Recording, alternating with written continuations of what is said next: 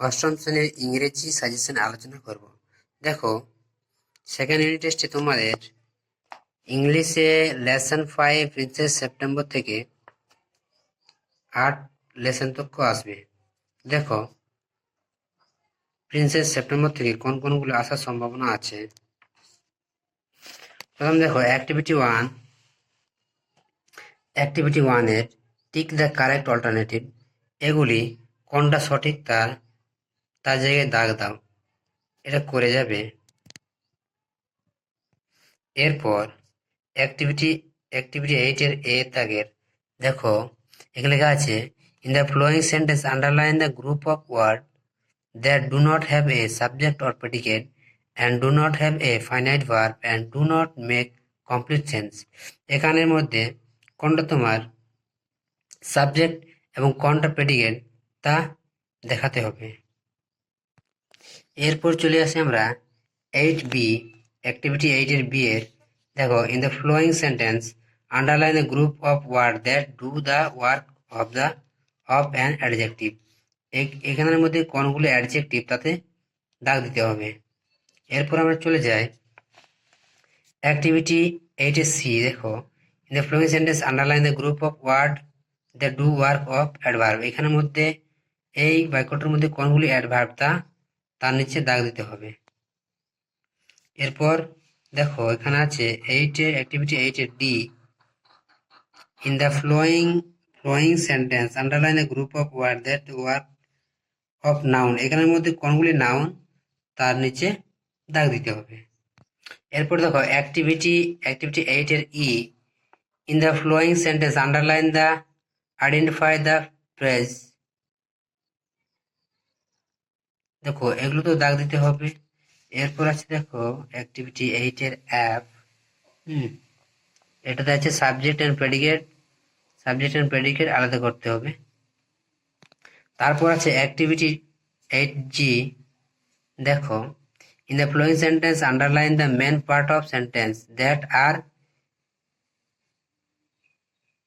Independent and circle the clause of dependent main part. এরপর দেখো, activity 9 এর replace the underline word their antonymy. এর বিপরীত শব্দগুলি ডিফারেন্টের বিপরীত শব্দ কি হবে? স্যাম। তো এই ডিফারেন্টের জায়গায় এটা আমাদেরকে লিখতে হবে। এটা হচ্ছে বিপরীত শব্দ, এগুলো করে যাবে। এরপর দেখো, দা সে থেকে লেসন 6 অ্যাক্টিভিটি 1 করে যাবে, অ্যাক্টিভিটি 2 দেখে যাবে। অ্যাক্টিভিটি 6 এর এ দেখো, underline the infinitive word following sentence. এগুলি দাগ দিতে হবে। তারপর দেখো, অ্যাক্টিভিটি 6 এর B, read the following sentence identify the noun phrase adjective and adverb. এগুলোর মধ্যে কোনটা নাউন, কোনগুলো অ্যাডজেক্টিভ এবং কোনগুলো অ্যাডভার্ব তা দাগ দিতে হবে এবং এই ছকের মধ্যে আলাদা করে লিখতে হবে। এরপর দেখো, অ্যাক্টিভিটি 6 এর C, read the following sentence identify the main principal clause and dependent clause. এগুলোর মধ্যে দাগ দিতে হবে কোনটা ম্যান ক্লজ, কোনটা ডিপেন্ডেন্ট ক্লজ। এরপর আছে অ্যাক্টিভিটি 7 এর মেক মিনিংফুল সেন্টেন্স, বাক্য রচনা করতে হবে এগুলো।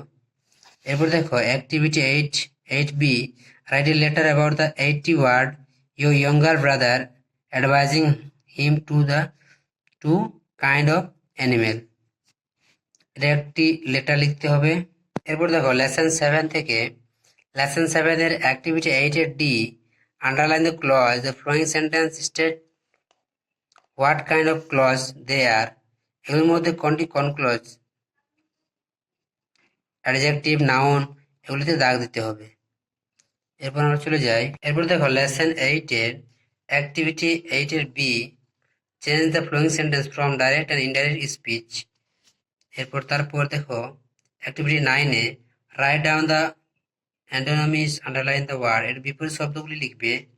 এবং নিচে দেখো, অ্যাক্টিভিটি 10A 10B, 10B টি দেখো, recently you have up your seat and crowded bus too old, an old, alien person Write a letter in about 80 words your friend describing how you feel after having helped the person.